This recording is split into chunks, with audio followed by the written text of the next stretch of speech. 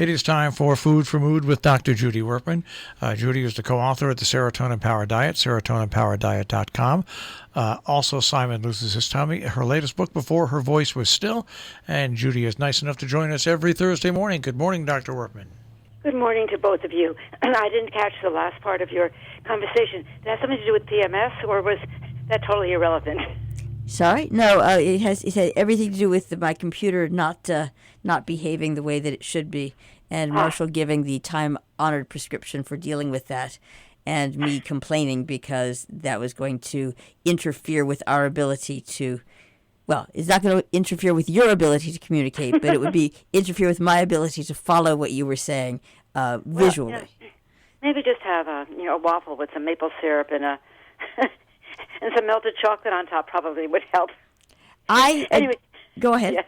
No, you go first. The PMS, which is the mood and cravings and oftentimes even physical symptoms like bloating that occur toward the end of the menstrual cycle, has been with us probably since the first woman did not get pregnant every single month of her life until she reached menopause, and the types of remedies, which are still with us.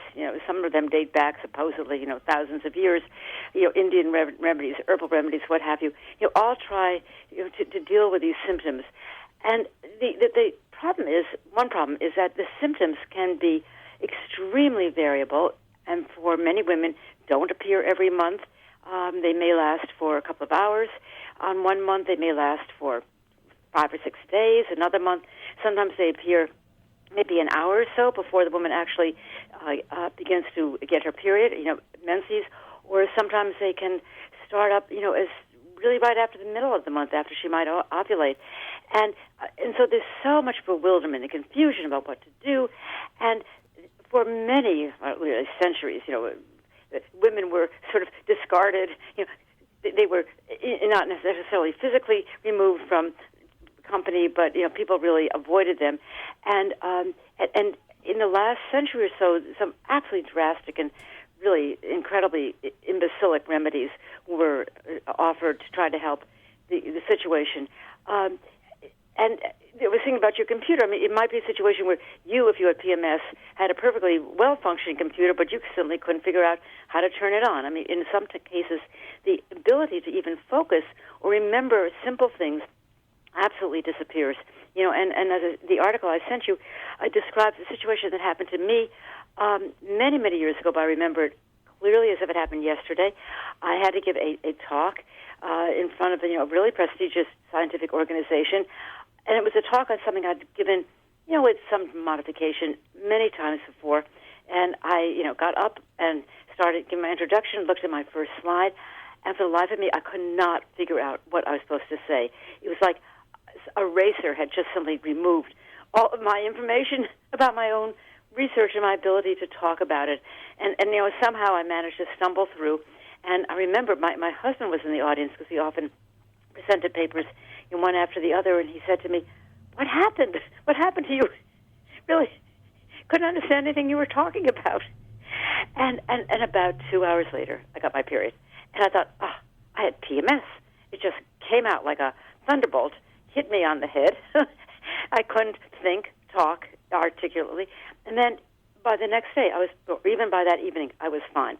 Again, I still remember that. So when women get taken over by PMS, they oftentimes really are out of control, both cognitively and emotionally. And COVID is not making things easier.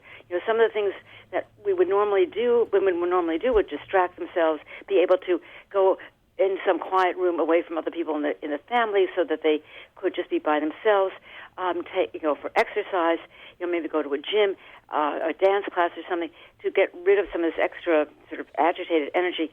They can't do. And, the virus obviously has made it much more difficult with its own stress.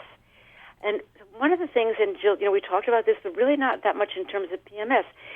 What we actually discovered at MIT, and I don't talk about this very much, but I had a colleague who was a gynecologist, OBGYN, and he and I worked on what really causes PMS in the brain, what in the brain is causing PMS, and we discovered that it was related to serotonin. Serotonin's lack of activity. It just suddenly is no longer as robust, as it were, in its activity as it is when women don't have PMS. It's something to do with drop in estrogen levels and its effect on serotonin. And we discovered first that that drugs that increase serotonin would help women with very, very severe PMS. In fact, MIT took a patent on our discovery, and one of the first drugs on the market to help women with very severe PMS, Serafim, was really based on our discovery. And second of all, we found with working with a whole group of people over a couple of years is that carbohydrates given in a disguised way to women who had very severe PMS really helped many of their symptoms, like anger, lack of focus, carbohydrate cravings, whereas a whole bunch of placebos, women didn't know what they were getting, had no effect at all. And so, if you are an extremist, your computer's not working, and you have PMS at the same time, I hope not, I suggested a menu that really might help women get through those bad hours or days. And the menu basically is eat as much nutritional foods as you can in the morning for breakfast, because usually a PMS isn't that bad. Yogurt, fruit, whole grain cereals, for example. By midday, your PMS may be getting worse. Switch to complex carbohydrates, sort of like a vegan diet, with rice or quinoa or farro or pasta or potatoes. And then by late afternoon or evening, when you think you really would like to find a cave and crawl in so nobody bothers you, and if you have a terrible sweet craving, get into it.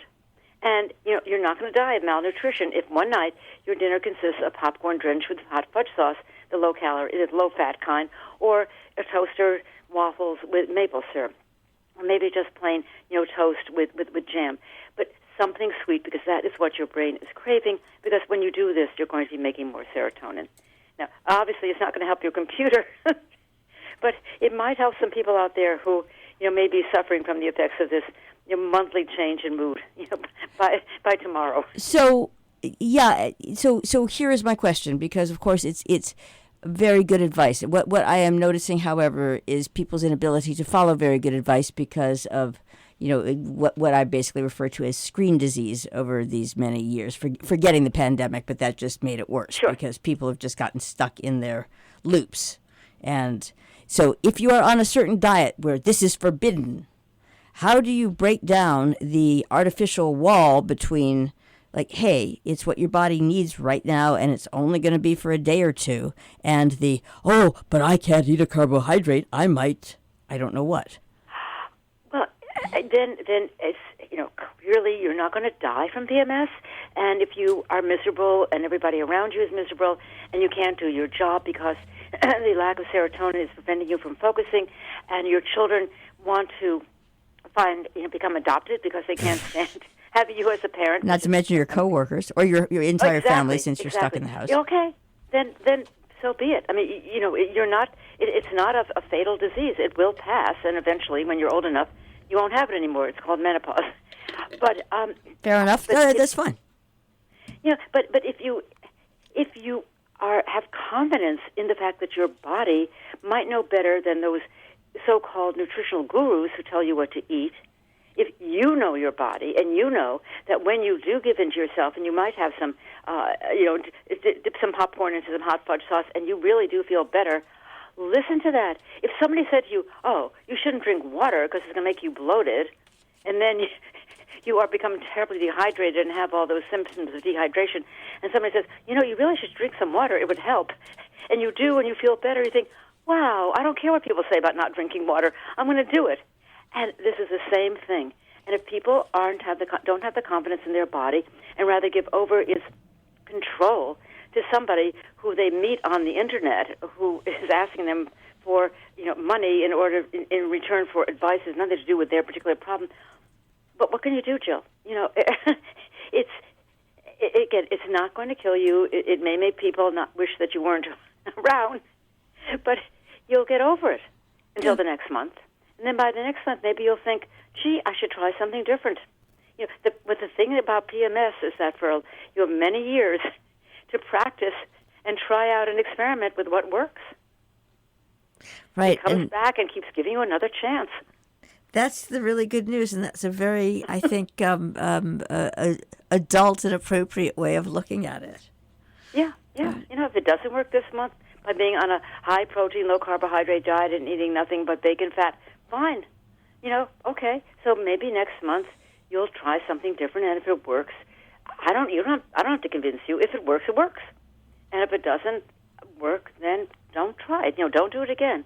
But it's amazing how fast, how quickly it works. I remember once having a friend who told me that she did the weeks. She went to a place like Costco, and she didn't realize that she was premenstrual. And it's like it was a month's worth of shopping. She comes home, and her husband says, "Well, wait a minute. All you bought was carbohydrates. Pasta and potatoes and rice and crackers and cookies and anything that had carbohydrates, and not one bit of protein, not even any vegetables." And she said, "I don't know. I just was driven to buy the carbohydrates."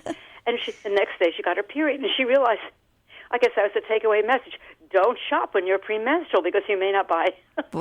May not buy for the whole family. Month. Thank you very much, Dr. Judy Wurtman. Food for Mood. Good. Have a good day. Bye-bye. And of course, you can hear Judy with Food for Mood right here on Robert Hood Radio on Thursday mornings, right before This Week in the Lakeville Journal.